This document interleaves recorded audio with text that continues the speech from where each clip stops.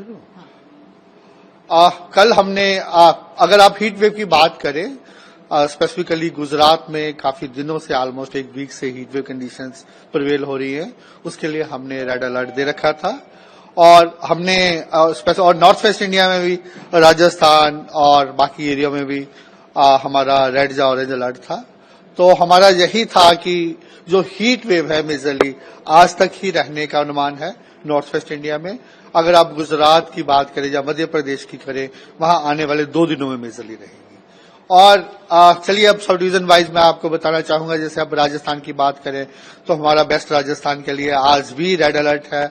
वहां हम severe heat wave conditions आज भी हो सकती है। 46 डिग्री से ज्यादा टेम्परेचर्स वहां पे आया है, बाड़मेर वगैरह।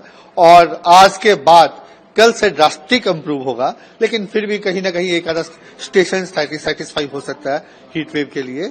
और अगर आप पंजाब हरियाणा की बात करें, इनसे दिल्ली की बात करें, वहां जो हीट वेव है आज ही मेजरली रहने वाला है। उसके बाद ये अवेट हो जाएगा। उसका कारण यह है कि आप देख सकते हैं कि पूरा एक वेस्टर्न डिस्टर्बेंस जहां पे आया हुआ है, जिसका प्रभाव जम्मू कश्मीर में कल से हो रहा है और आने वाले 4-5 दिनों में जम्मू कश्मीर, हिमाचल, उत्तराखंड में उसका प्रभाव रहेगा। उसके कारण वहां थंडरस्टॉर्म, हेलस्टॉर्म एक्टिविटी हो सकता है। प्लेन्स में भी आज रात से पंजाब वगैरह में लाइट रेनफॉल एक्टिविटी हो सकती है, थंडरस्टॉर्म एक्टिविटी हो सकती है। इसको ही मद्देनजर रखते हुए हमारा यही अनुमान है आज के बाद जो टेम्परेचर्स हैं वो डिक्रीज हो जाएंगे। क्या जो अलर्ट आप लोगों ने दिया था कई राज्यों के लिए वो भी डिक्रीज होएगा कल के साथ? हाँ, हमारा जो कल से भी यही था कि हमारा अलर्ट 48 आवर्स के लिए था। आज हमारा अलर्ट आज के लिए है। कल से पंजाब, हरियाणा, एनसीआर, दिल्ली के लिए ये इम्प्रूव हो जाएगा। अगर आप राजस्थान की बात करें, राजस्थान में आज हमारा रेड अलर्ट है, कल सिग्निफिकेंटली इम्प्रूव होगा। वहां हमारा कल से येलो अलर्ट है। अगर आप गुजरात स्टेट की बात करें, वे काफी दिनों से हमारा रेड अलर्ट चल रहा था, वो आज हमने ऑरेंज अलर्ट किया है।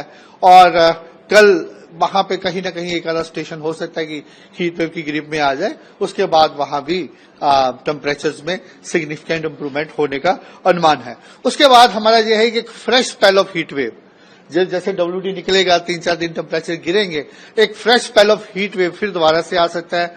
14 ऑनवर्ड्स, 14-15 को वेस्ट राजस्थान में हीट वेव कहीं ना कहीं आइसोलेटेड पॉकेट्स में हो सकता है और पंजाब, हरियाणा में भी आइसोलेटेड पॉकेट्स में हीट वेव रहने का अनुमान है। अगर आप भारत की बाकी हिस्सों की बात करें, जहां देखिए आप ईस्ट नॉर्थ ईस्ट इंडिया में काफी क्लाउड्स है, जहां पे पूरा थंडरस्टॉर्म एक्टिविटी हो रहा है, दैट विल कंटिन्यू 4-5 दिन वहां कंटिन्यू रहेगा। अगर आप साउथ पेनिनसुला की बात करें, वहां कोई इतना सिग्निफिकेंट नहीं है, लेकिन हो सकता है कि आज और कल कहीं ना कहीं एक्सट्रीम साउथ पेनिनसुलर इंडिया में कहीं ना कहीं, specifically I am talking about Tamil Nadu और केरला के लिए कहीं ना कहीं हैवी रेनफॉल एक्टिविटी हो सकती है। सर, अगर मैं दिल्ली पे वापस आऊं तो वार्म नाइट भी ऑब्जर्व की गई है। जी जी, उसके बारे में थोड़ा। हाँ, देखिए वार्म नाइट, सॉरी ये मैं ऐड ऑन करना भूल गया।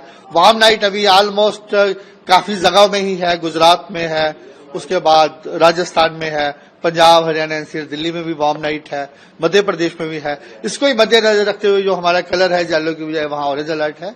उसके बाद हमारा अनुमान यह है कि कल से सारा कुछ इम्प्रूव होना चाहिए, तो इसलिए जो हमारा वार्निंग आज तक ही है, कल कहीं ना कहीं थंडरली डेवलपमेंट हो सकता है और परसों एनसीआर, दिल्ली में कहीं ना कहीं लाइट रेनफॉल एक्टिविटी होने का अनुमान है। सर, आखिरी सवाल सर, क्योंकि आज हमने मिनिमम टेम्परेचर्स भी बढ़े हुए देखे हैं, करीबन 25-26 डिग्री दिल्ली में गया है, तो क्या क्योंकि वेस्टर्न डिस्टर्बेंस आ रही है तो मिनिमम टेम्परेचर में भी गिरावट आने वाली है? हाँ, अभी दोनों टेम्परेचर्स में थोड़ा नॉर्मल आने का पैटर्न हम एक्सपेक्ट कर रहे हैं कि जैसे अभी 41 तक चल रहे हैं टेम्परेचर्स, दोनों में ही मैक्सिमम मिनिमम में थोड़ा गिरावट आनी चाहिए।